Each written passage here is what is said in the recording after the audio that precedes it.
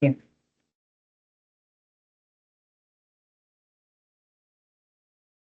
¿Están viendo? Sí se ve, doctora. ¿Están viendo? Sí, doctora, sí se ve.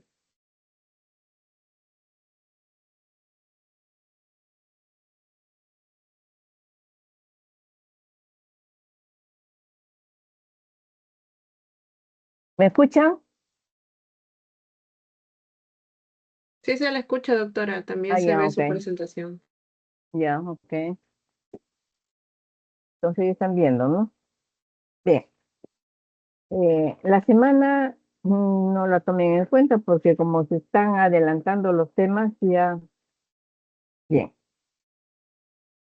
El tema que vamos a ver ahora es contribuciones e importancia de la bioestadística para la investigación en salud. Bien. Pregunta, ¿te fiarías de un tratamiento basado solo en la intuición o la experiencia individual de alguien? De un médico, de un excelente médico, pero solamente porque él lo vio en su consultorio o porque tuvo una experiencia personal. Les cuento, hace pues unos 10 años, un doctor que es especialista en oncología ginecológica, dentro de lo que preguntaba a sus pacientes, ¿no? En algún momento les preguntó si tenía problemas en los oídos, si tenía muchos cerumen, entonces sus pacientes le contestaban sí, algunos, la más le contestaban sí y algunas otras no. Entonces, él, por lo menos durante 3 años que lo estuve observando yo, estaba tratando de demostrar si esa era un predictor de cáncer de mama. Tener mucho cerumen en la oreja podría ser un... ¿Por qué? Porque sus pacientes, la mayoría de sus pacientes les decían que tenía mucho cerumen en la oreja. Y como la mayoría le decían eso, pues se puso a investigar. Bueno, creo que no siguió observando más tiempo, pero era una experiencia individual, ¿no? Entonces, para que una experiencia tenga consistencia, tiene que ser tratada científicamente, ¿no? ¿Y cómo? A través de investigaciones científicas. Bien, empecemos al tema que nos ocupa. Que primero vamos a definir qué es la bioestadística para después poder decir si ayuda o no a la investigación. Decimos la bioestadística es la disciplina que aplica métodos estadísticos al análisis de datos estadísticos y de salud. Se usa en medicina para enseñar estudios, analizar resultados y tomar decisiones basadas en evidencia.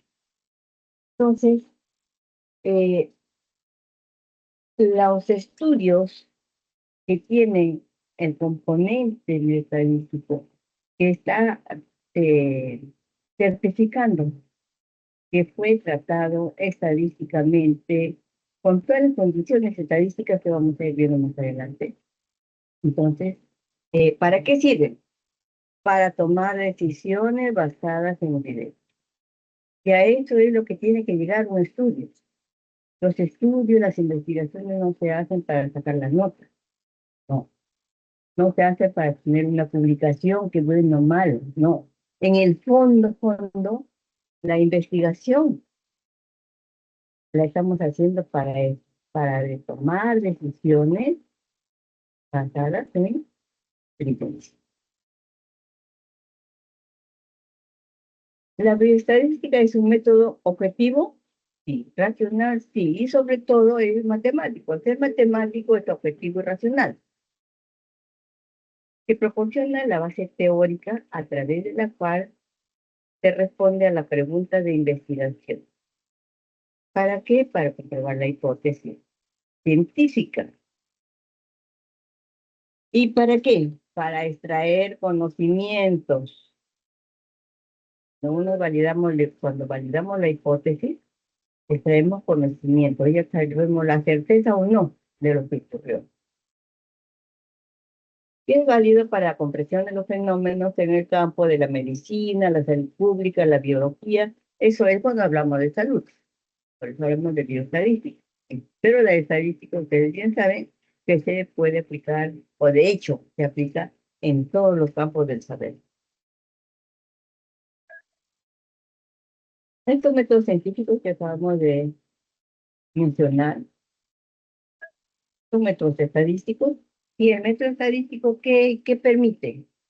¿Cuál es su kit?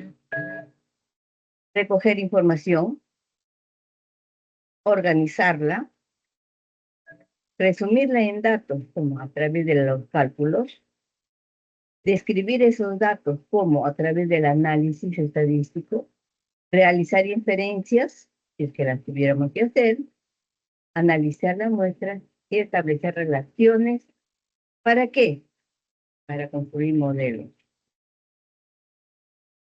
Modelos matemáticos, modelos estadísticos, que van a servir justamente para la toma de decisiones. Ahora, estos métodos ayudan a los procedimientos fundamentales para la investigación. Nosotros tenemos elementos que son los que sometemos a un proceso investigativo, ¿no? Y pues vamos a someter a métodos científicos, por eso hablamos de investigación científica. Permite conocer las causas y consecuencias de los fenómenos biológicos y la cuantificación. ¿Qué decimos con eso? Nos permite conocer los fenómenos biológicos y su magnitud. Y contribuyen, dijimos, a la toma de decisiones en el campo de la ciencia.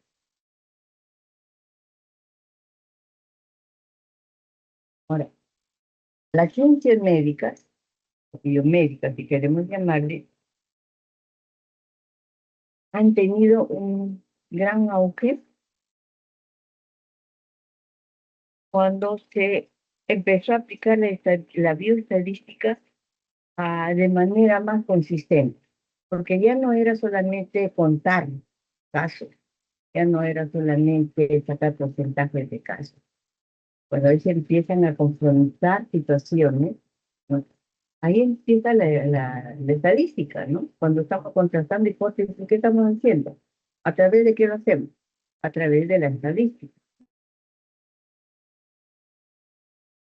Hay estudios que tienen que ver con la salud, la vida, la medicina, ensayos clínicos aleatorizados. Aquí tiene muchísimo que ver el estadístico. Aunque, digamos, ¿no? No, yo sé manejar mi caso, yo sé cómo voy a formar mi grupo, yo sé cuánto lo voy a formar. Tendríamos que pensar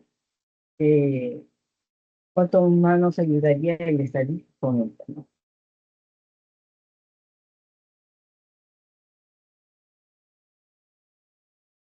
¿En qué se usa la bioestadística?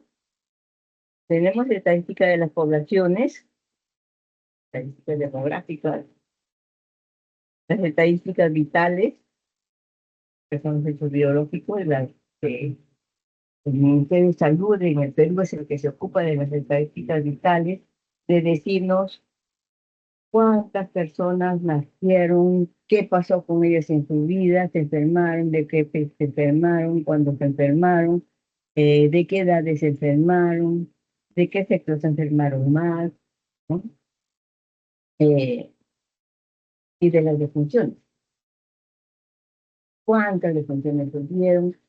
¿Cuáles fueron las causas de la defunción? ¿De qué edades? Etcétera. Y que son las importantísimas en el tema de salud. En las estadísticas de morbilidad, ya lo dije, esas son en las estadísticas de recursos de salud, por cierto, eh, ¿qué se necesita para manejar los casos que tenemos? ¿Y cuánto se va a necesitar? En las estadísticas de servicios de salud, las diferentes intervenciones que de los recursos humanos, eh, la definición de los recursos económicos, financieros, materiales que se van a necesitar.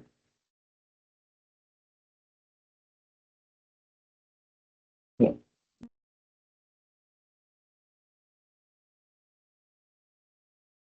Que si la aplicación de la estadística se da en el área de la investigación científica, ¿cierto? ¿En qué? En el diagnóstico, en la terapéutica, en la definición de los factores de riesgo de los pacientes, en el control de calidad de las intervenciones. Así que decimos, en la mayoría de los trabajos de investigación y las decisiones clínicas se apoyan en el análisis estadístico, por lo que se considera una herramienta, la estadística se considera una herramienta indispensable en el profesional de la salud para la investigación. En realidad, a no ser que sea una investigación cualitativa y aún así tenemos que caracterizar el grupo que estamos estudiando y para eso necesitamos estadística. En todo se necesita estadística, en la docencia, en la gerencia, ¿no? Misma de la educación, de la salud, se necesita tener estadísticas para poder tomar decisiones. Bueno, ¿cuáles son los objetivos de la bioestadística? Sabemos que la bioestadística es una rama de la estadística, es más una especialización de la estadística. La estadística en general, la bioestadística se ocupa de las estadísticas vitales, por eso se llama bio, de la vida, ¿no? Entonces, ¿cuáles son? Primero, identificar las variables a estudiar, así como la técnica correcta para el análisis de los datos recogidos en la investigación. Aquí tenemos que tener en cuenta, nosotros ah, vamos a hacer nuestra investigación, sí, nosotros sabemos qué variables vamos a usar, sí, pero con casualidad tenemos la técnica correcta para recolectar los datos, tenemos la técnica correcta para hacer un buen diseño muestral, ¿no? Entonces, aquí, ¿quién ayuda? Aquí ayuda el estadista para definir un buen tamaño de muestra, una buena selección de la muestra, para definir correctamente la población de la que vamos a estudiar. Entonces, aquí la estadística ayuda enormemente.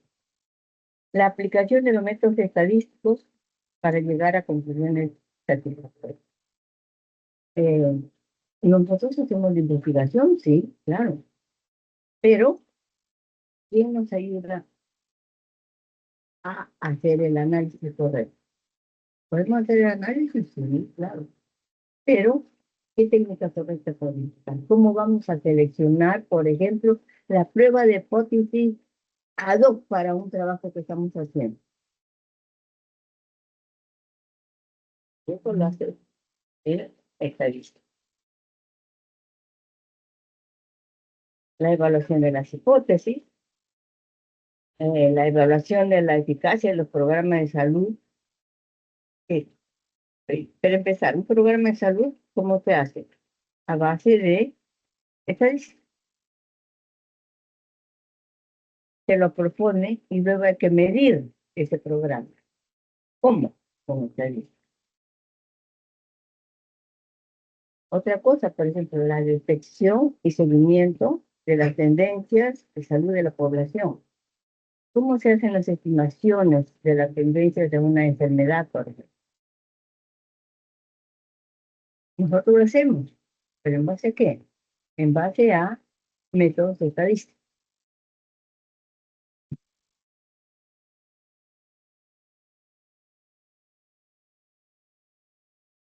Bien, el pensamiento estadístico dice que involucra 5 componentes. ¿Cuáles son ellos? La necesidad de tener un dato. Eh, sin datos no hay estadística.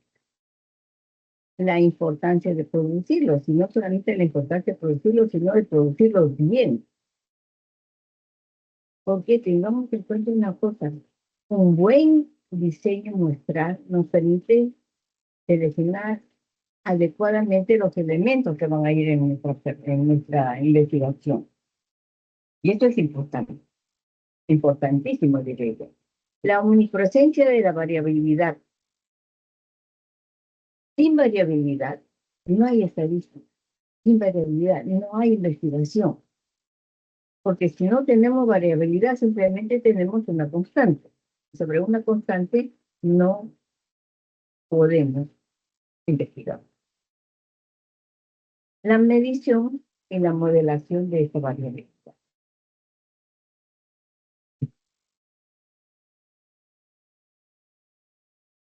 Entonces, ¿qué decimos con esto? Que que el aporte de la bioestadística está durante todo el proceso investigativo, desde el diseño del estudio hasta el análisis y la presentación del estudio. ¿Ya? Entonces, no es que nosotros podemos enseñar este estudio sencillo, podemos hacerlo, ¿no? Pero cosas más grandes, cosas nacionales, por ejemplo, tiene que intervenir el experto. Por eso es que en todo el ministerio hay una oficina grande de estadística. Todos los ministerios tienen una oficina de estadística, que es la que les produce los datos para hacer toma de decisión. Ahora, ¿a qué llegamos a través de la estadística? Llegamos a tener conocimiento. ¿Cómo? Primero recogemos los datos. ¿De dónde vienen estos datos? De las mediciones que se le hacen a cada uno de los elementos observados. Un dato es, por decirle, el elemento observado en Luis Cubas. Ahí voy a tomar un dato. Cuando mida, por ejemplo, la variable eh, año de estudios. ¿Cuál es su año de estudios? 5º año de medicina. Ese es el dato. Una vez que tenemos los datos de todos los elementos observados, los, los analizamos, procesamos los datos y los convertimos en información útil. Información útil. Entonces, una cosa que quiero que le quede claro, la información es el dato analizado, no es al revés. Primero es el dato. Cuando yo le asigno a Luis Cubas un valor en cualquiera de sus variables, ese es un dato. El dato procesado de todas las observaciones se convierte en información útil. Y tras la utilización de esta información útil, se convierte en conocimiento. ¿Sí? Entonces, hay una secuencia bien clara en de lo que busca y lo que llega a lo que llega la estadística a través de eso.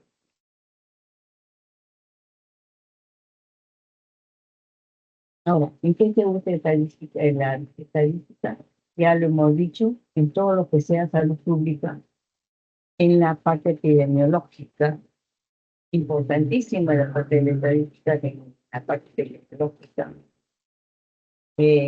no solamente para contar casos, sino para encontrar causas, para predecir el comportamiento de la enfermedad. Estadísticas en las predicción.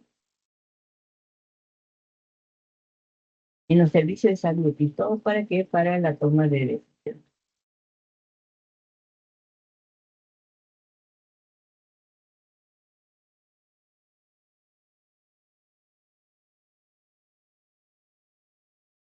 Ahora, ¿cuál es la relación de la bioestadística con la investigación biomédica y clínica?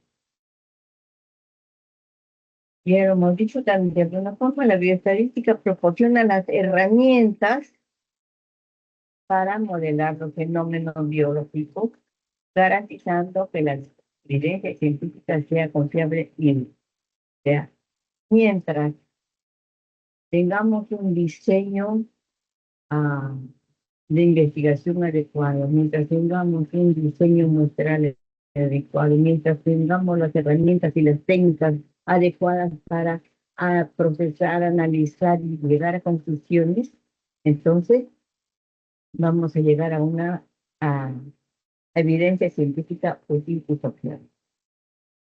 ¿Sí? Entonces, aquí el diseño de estudios ayuda a establecer una metodología sólida para la recolección de datos. Nos da una metodología y nos da un diseño muestral adecuado. Para analizar los datos, métodos y herramientas estadísticas apropiadas y la interpretación. Tener al lado, cuando estamos haciendo nuestra investigación, tener al lado el estadístico que nos explique qué es lo que significa ese valorcito que acabamos de sacar, ese 0.25 que acabamos de encontrar. Que sí, nosotros decimos, sí, si el p-valor es menor de 0.05, te aceptamos. Pero, sí, ¿por qué? Eso no va a decir la estadística. ¿En qué también? En la toma de decisiones. La información generada por los análisis estadísticos sirva para que las autoridades de salud tomen decisiones informadas sobre tratamiento, prevención, programas de salud.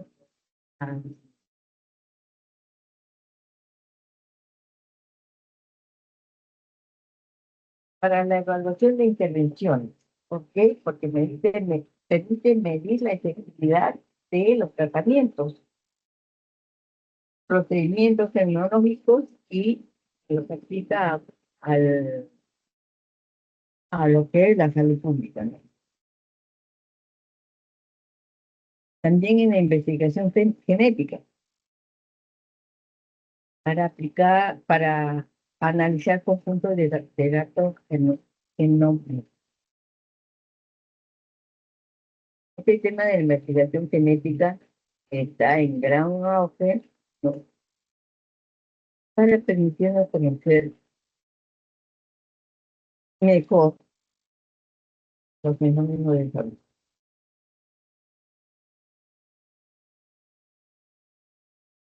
¿Cómo contribuye? Ya lo dijimos de alguna forma, a través del diseño de estudios, en ensayos clínicos, estudios observacionales, epidemiológicos, etcétera.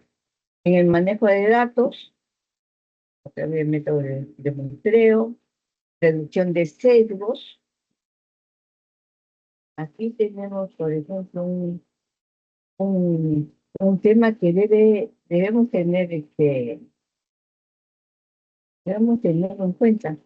Ahora veía un, un instrumento de recolección de datos que claramente la pregunta tiene un cero, porque hacía una pregunta en negativo, asumiendo que la situación estaba mal. Entonces la pregunta era en negativo. Claro, pues, vale, porque generalmente esas preguntas que se hacen en negativo están dirigiendo una respuesta y eso no se debe permitir. En las pruebas de hipótesis y en la e interpretación de los resultados.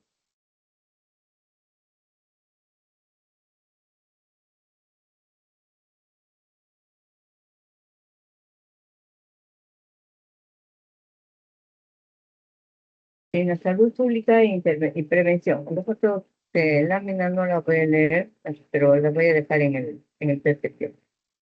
Entender la distribución de las enfermedades, cómo se distribuyen las enfermedades, ya dije, no solo eso, ¿no? Cómo van a evolucionar.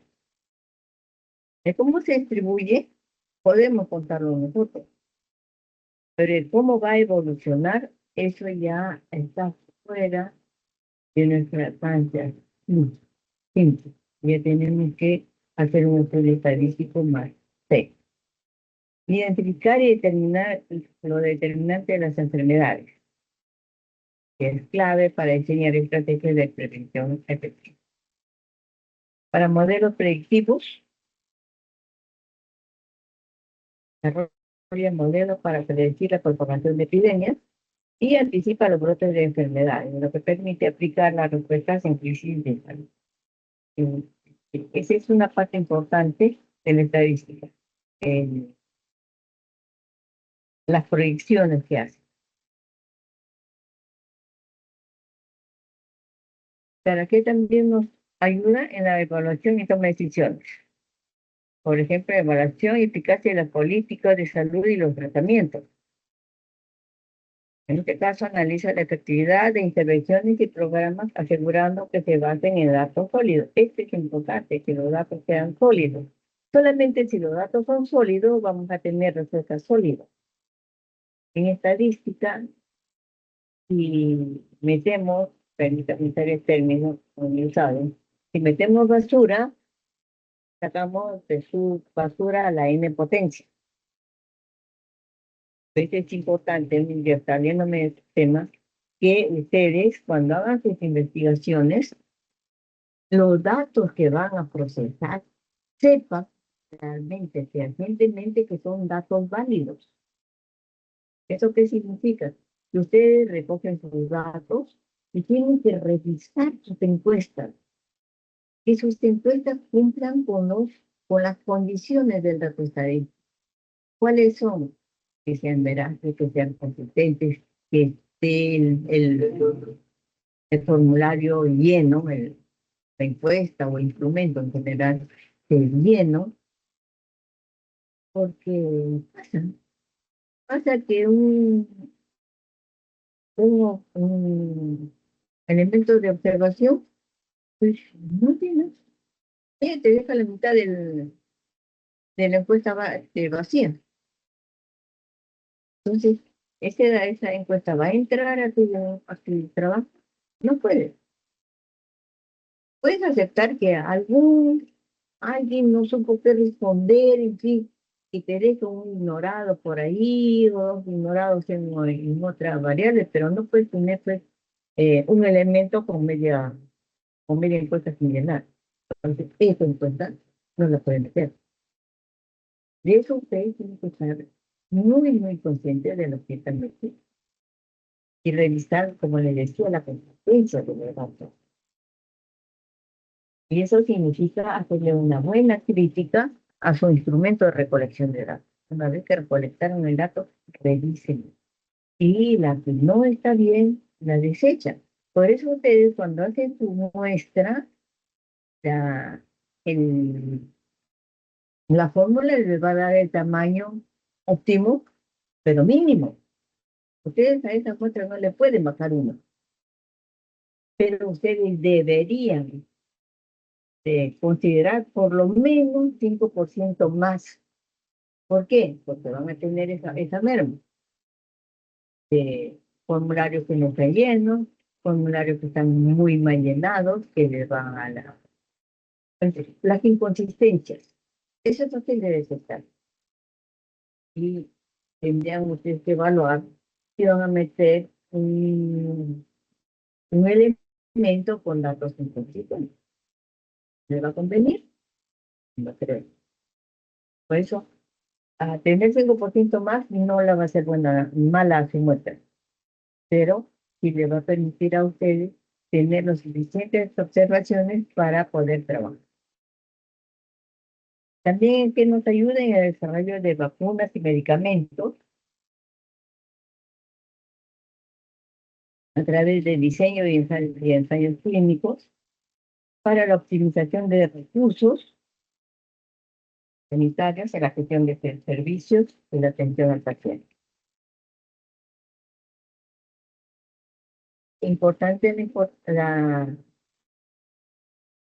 el quehacer de la estadística en el tema de la bioinnovación y mejoras de la salud. Mejoras en la precisión de los estudios, eso se está viendo, se está palpando, que cada vez los estudios son más finos, más confiables. Decimos, el uso de la bioestadística mejora la precisión de los estudios médicos y fortalece la capacidad del sistema de salud, ¿cierto?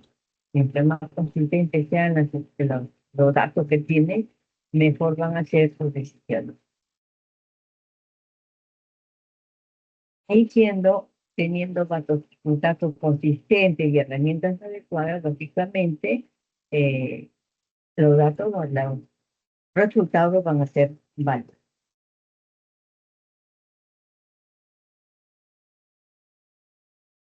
Ahora entramos a una parte interesante. ¿Cuáles son los principales errores que se cometen en la investigación científica en salud? Nosotros somos suficientes para hacer nuestro diseño y la cosa es saber si nuestro diseño es el diseño especial. Entonces, uno de los principales errores son un diseño de estudio inapropiado. ¿Esto a qué nos conduce? A errores fundamentales, difíciles de corregir durante el proceso estadístico. Si empezando el diseño ya está mal, lo que viene después está mal. La selección de los grupos objetivos y de control apropiado.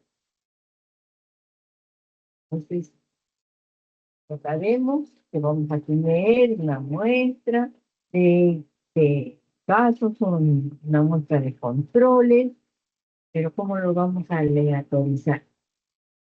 Nosotros tenemos nuestra forma intuitiva de hacerlo, ¿no? Pero un estadístico le va a meter un nivel de probabilidad que va a mejorar su resultado. Elección de métodos óptimos de aleatorización, pegamiento y emparejamiento. Esto es lo que les acabo de decir. Un estadístico puede optimizarles lo que nosotros sí hacemos, intuitivamente lo hacemos.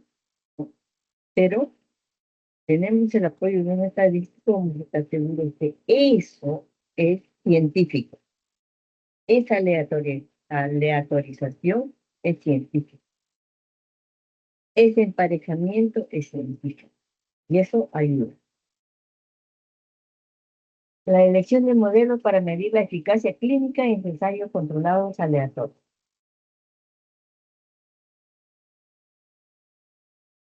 Otro error. Estudios con bajo poder estadístico sin una estimación a priori del tamaño del número.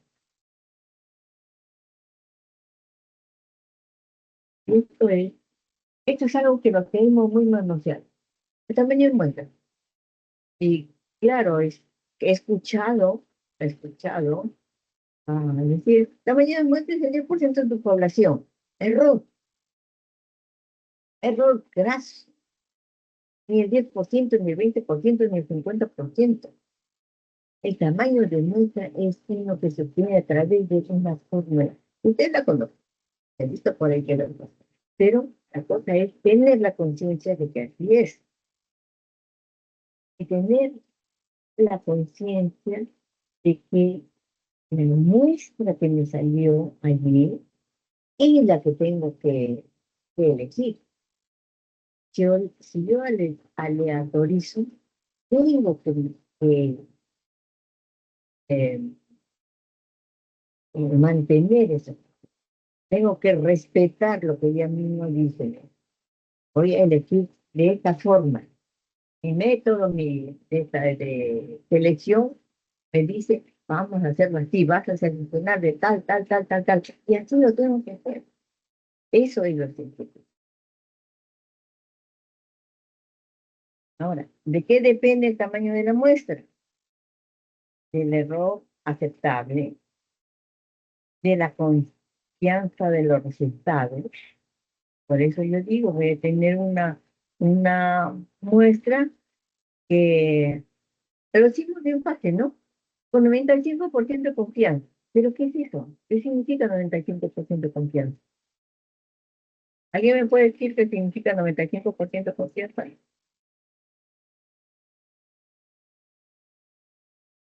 Pregunto.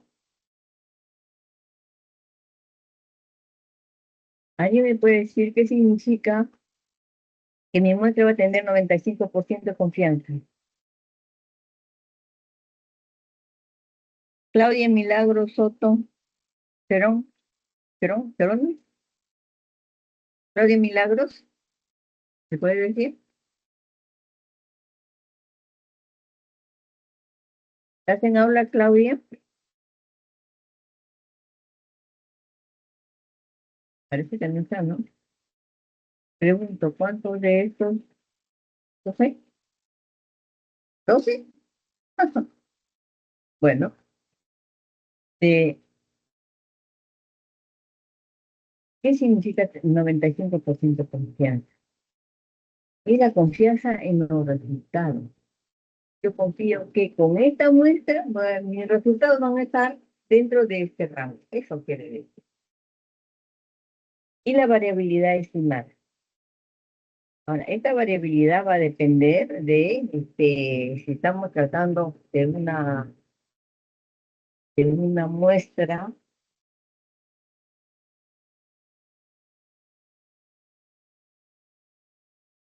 cualitativa o cuantitativa. Porque es cualitativa podemos hablar de variabilidad, pero si es cuantitativa tenemos que hablar de varianza.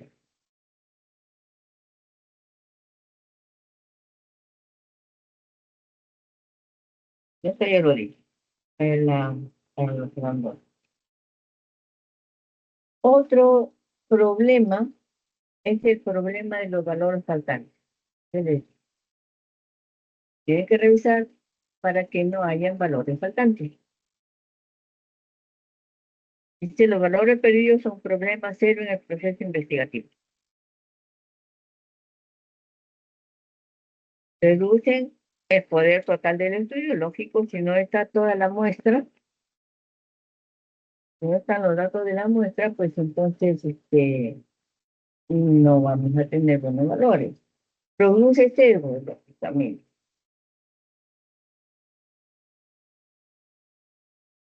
Aquí dice, la gravedad del problema depende de la naturaleza y la magnitud de la falta. Porque hay, yo digo, todos los datos son importantes. No hay datos que sean menos importantes que el otro. Y existen tres tipos de datos perdidos. Los datos completamente al azar. Aquellos que realmente no sabemos por qué se perdieron. Los datos perdidos al azar son aquellos en los que, por ejemplo, eh, pierdo un dato, le hago una pregunta a una persona y le pregunto, por ejemplo, a ver, ¿cuál, cuál es tu salario semanal? Y esta persona recibe salario mensual. Entonces, no me responde. ¿Por qué? Porque su nivel educativo no le permite hacer el cálculo de su salario mensual al semanal. Entonces, pierde el dato de salario semanal, pero no porque la pregunta de salario semanal sea la causa, sino que es otra variable la causa de que pierda ese dato. Y los datos perdidos al no estar. Datos que ni siquiera los podemos recuperar, ni siquiera sabemos por qué se perdió. Otro gran problema es la violación de supuestos estadísticos. Los más frecuentes son el incumplimiento en la normalidad y en la homogeneidad de la varianza puestas a prueba, ¿no? ¿Por qué? Porque inocentes, voy a usar ese término, aplicamos una NOVA a unos datos que no cumplieron con la condición de normalidad. Y si no cumple con la normalidad, no se debe hacer una NOVA.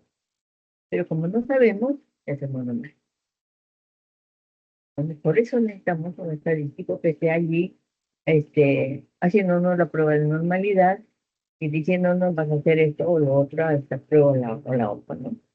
Igual para hacer regresión lineal, necesitamos prueba de normalidad.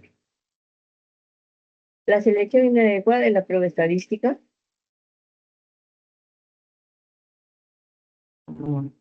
No tener claro cuáles son los supuestos que estamos proponiendo. Y nos sucede, ¿no? A veces ya estamos ¿en qué? Nosotros, ¿ah? Nosotros mismos. Estamos en el componente teórico y todavía no tienen claro los objetivos. Todavía no tienen claro qué es lo que quieren.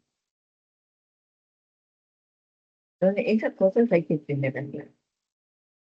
Errores en el procesamiento de datos,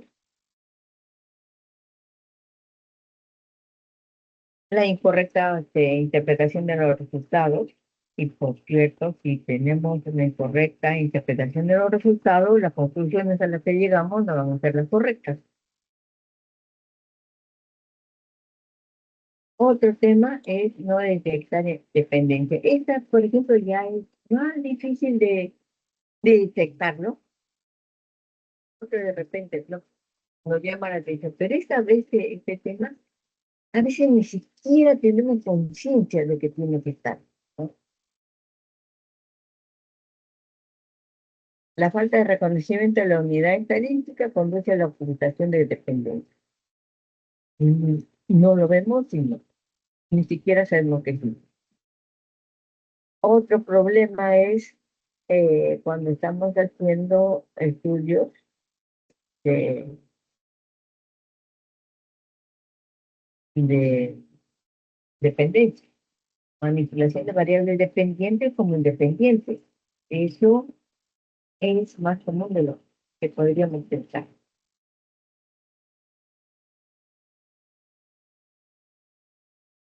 Bien.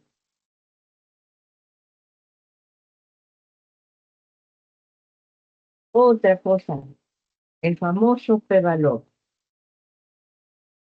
Lo usamos muy alegremente, pero a veces lo usamos mal, ¿no? Resulta que existe un abuso de los valores de P. Por ejemplo, eh, estos valores P se encuentran en las pruebas de hipótesis estadística, pero no en todas. Algunas no se definen por el P-valor, se definen por otras mediciones.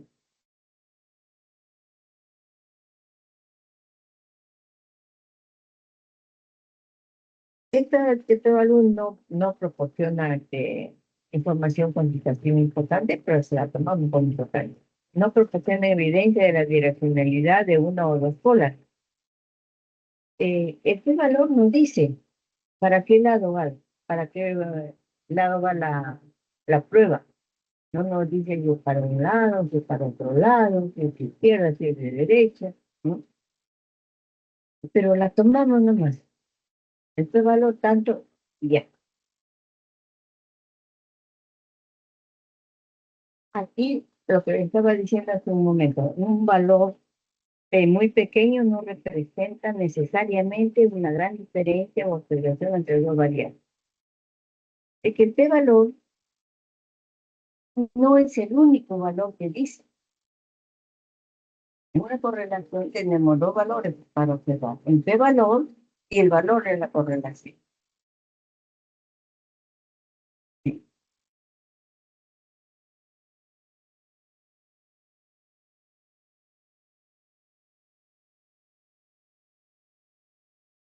Otros errores, por ejemplo, son las tablas y figuras. Las tablas deben hablar de nuestro trabajo. Ahora en las investigaciones, en las tesis nos permiten 8 hasta 10 tablas, pero habitualmente no se presentan más de 8, ¿no? Pero esas 8 tablas deben contener el meollo del asunto. Y las figuras, porque una figura se usa para impresionar. Una figura da información a primera vista de la información. Y si tenemos algo realmente resaltante que mostrar, usamos una figura. Pero tenemos que usar la figura correcta, la figura que impacte, ¿no? Otra cosa, en estudios cuantitativos para variables continuas, necesitamos tener la desviación estándar y el otro estándar de la media. Pero a veces queremos sacar la desviación estándar a una variable, ordinal o una variable eh, cualitativa y se comete ese error. Y otra que es muy grave también es la caracterización de la variable continua. Sabemos que las que se caracterizan son las variables cualitativas nominales. Esas son las que se desarrollan a través de características, por eso se llama caracterización. Entonces, eh, a una variable continua no se la puede categorizar. Estoy hablando más. No se puede categorizar a una variable continua, ni de lejos, pero a veces se hace. Entonces, esos son algunos errores importantes que se cometen en las investigaciones científicas en salud. Y eso es lo que hace necesario que trabajemos con un estadístico, con un bioestadístico en el caso de salud. Entonces, es importante contar con eso, con esos personas.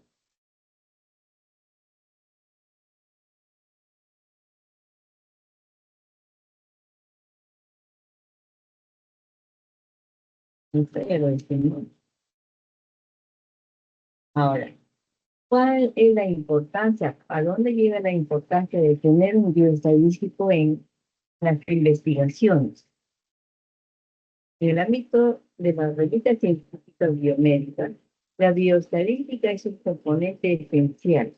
El Comité Internacional de Editores de Revistas Médicas es asesorado por bioestadísticos de prestigio reconocido y en sus requisitos informes para la presentación de manuscritos de revistas biomédicas incluye una serie de recomendaciones para la correcta aplicación y explicación de los métodos estadísticos utilizados. Entonces,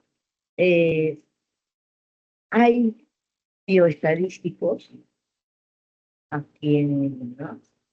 que están como bioestadísticos. La profesión es estadística, pero ellos se han especializado en temas de salud y ciencias biológicas. Entonces, están trabajando, muchas investigaciones se están haciendo con ellos y están saliendo muy buenas. Esa es la bibliografía y un dicho, ¿no? La bioestadística es más que poner en la base cuantitativa que respalda las decisiones.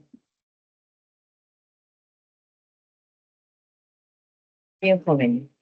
Eh, Luis, te voy a pasar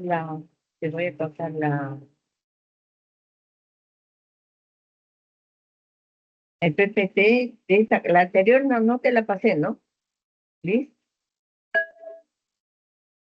Sí, doctora. ¿Te la pasé la anterior? Del anterior no, doctora. Eso sí falta Ya, todavía. ya, se me fue. Entonces, ahora al rato te envío la de esta clase y la de la semana pasada para que la compartas con tus compañeros. ¿Sí? Está bien, doctora. Muchas Bien. gracias. ¿Alguna pregunta? ¿Otra pregunta, jóvenes?